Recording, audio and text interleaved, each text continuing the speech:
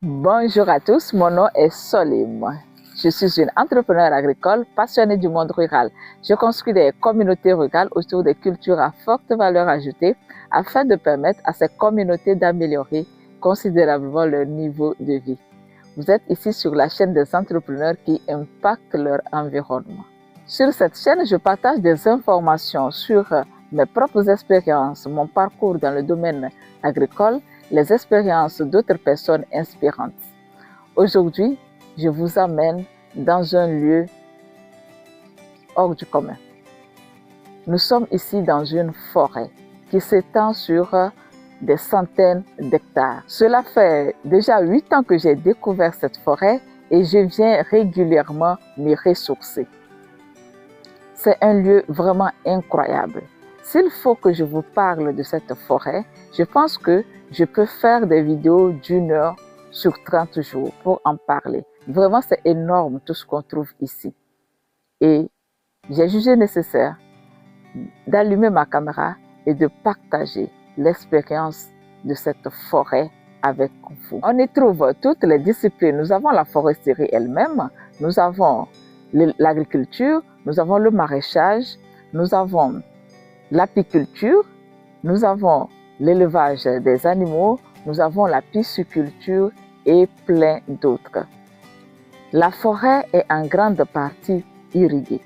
Cette vidéo est une vidéo introductive à la forêt et je vais interviewer le promoteur qui va nous expliquer ce qui l'a poussé à entreprendre ce gigantesque projet.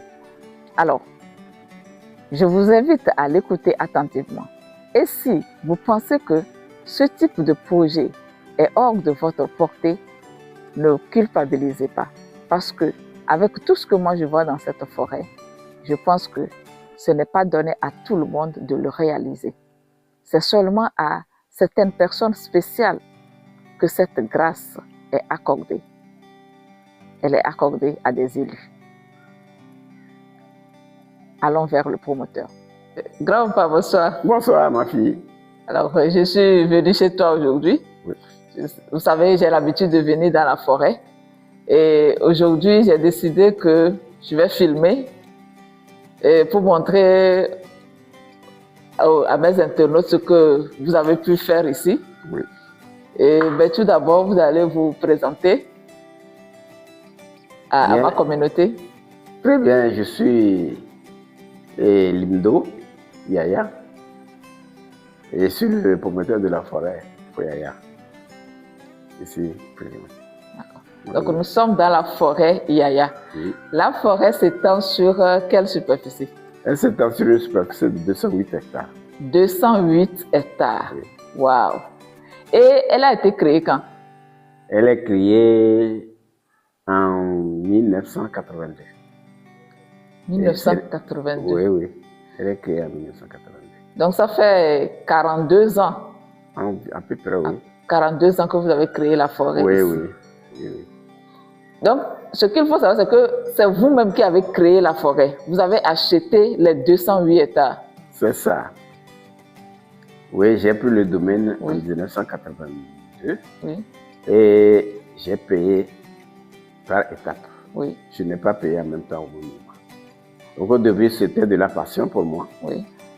Et à la fin des comptes, j'ai remarqué que c'était une très bonne chose pour tout le monde.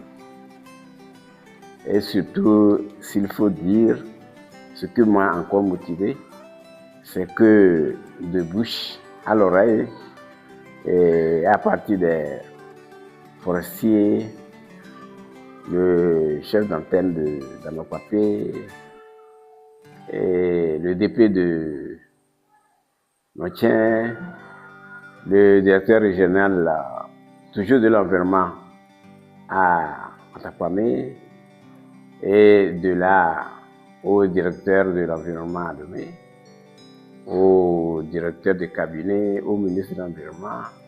Et finalement, c'est parti à l'oreille du président de la République.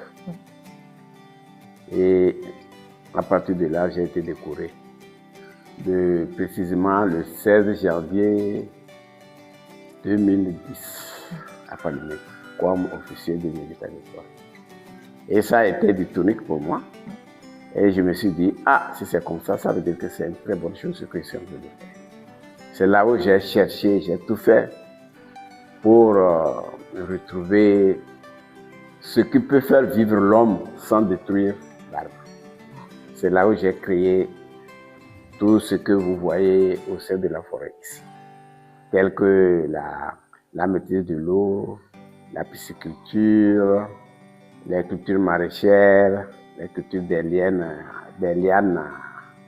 et avantageuses, et même le jardin des arbres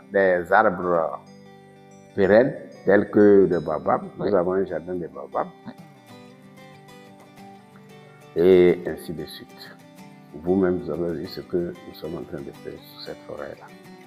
Voilà. Merci beaucoup. Je vous en prie, ma fille. Et on aura le temps dans de prochaines vidéos de vraiment montrer ce travail énorme que vous faites ici. Maintenant, j'aimerais savoir d'où vient ce courage de rester ici dans la forêt. Parce que vous habitez ici dans la forêt. Oui. S'il vous plaît, depuis combien de temps? Ah, vous savez, depuis ma retraite, oui. En 2002, j'ai été retraité en 2002, précisément le 3 avril 2002. Et depuis ce temps, je suis venu m'installer ici. Parce que je suis arrivé à connaître, à savoir que la forêt a toujours produit de l'oxygène pour ses habitants. Et c'est pourquoi je suis venu m'installer ici. Vous savez, je suis né le 2 janvier 1940. Actuellement, dans quelques mois seulement, j'aurai 85 ans. Oui. Mais je peux jouer au foot. Hein. Effectivement, ça je le confirme. Et je vois que c'est à cause de l'oxygène que je consomme ici. Moi, je veux parler un peu de la peur. Est-ce qu'on n'aurait pas peur de vivre en pleine forêt? Bon, ça fait déjà plus de 20 ans que vous vivez en pleine forêt. Est-ce que vous n'aurez pas peur de vivre ici? Ah non, pas du tout. Pas du tout, surtout avec le temps que j'ai fait ici, je suis habitué à tout. D'abord, je pouvais avoir peur des reptiles. Oui. Mais heureusement, nous avons découvert des herbes anti-serpents que nous avons mis un peu partout, surtout autour de la ferme et ensuite au bord des pistes dans la forêt. Donc, nous pouvons circuler aisément dans la forêt sans aucune crainte. Voilà. Donc là, il n'y a pas de peur. D'accord.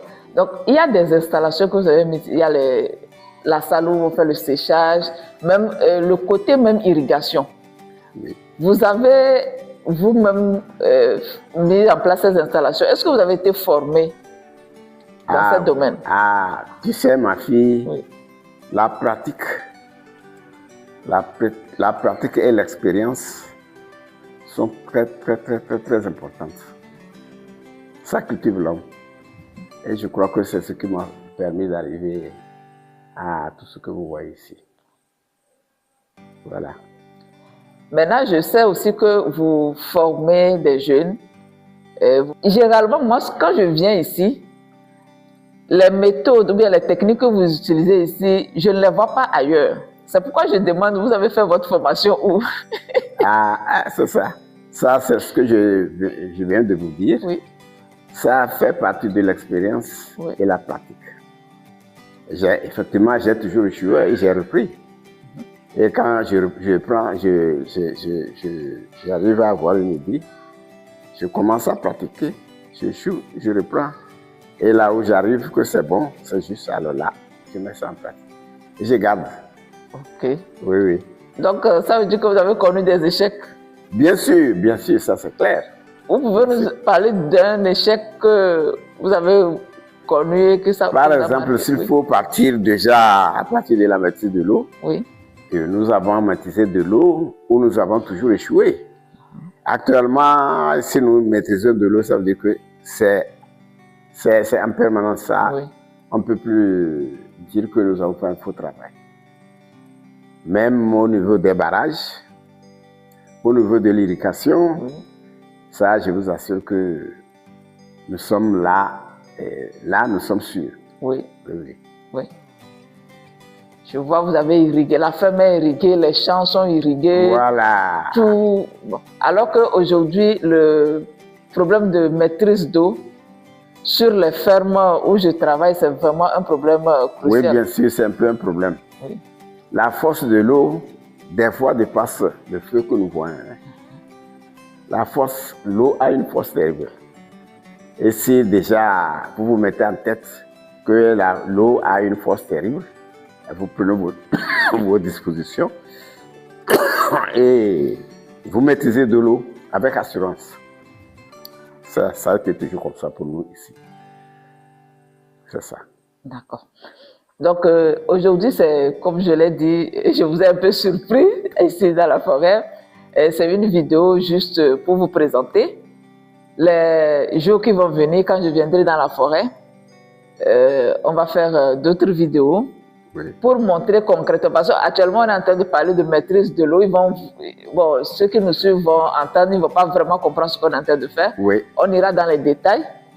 Et tout ce qu'on fait ici, au niveau du maraîchage, ce que vous faites, on va montrer ça. L'élevage, comment vous faites, l'apiculture, la pisciculture. Oui. Comme je l'ai dit, vous avez vos techniques propres à vous ici. Oui, ça c'est vrai. C'est ça qu'on va... vous voulez vraiment apprendre et montrer voilà. Au public. Voilà. Oui, parce que... D'accord, il n'y a pas de problème. Oui. On en a vraiment besoin. Il n'y a pas de problème.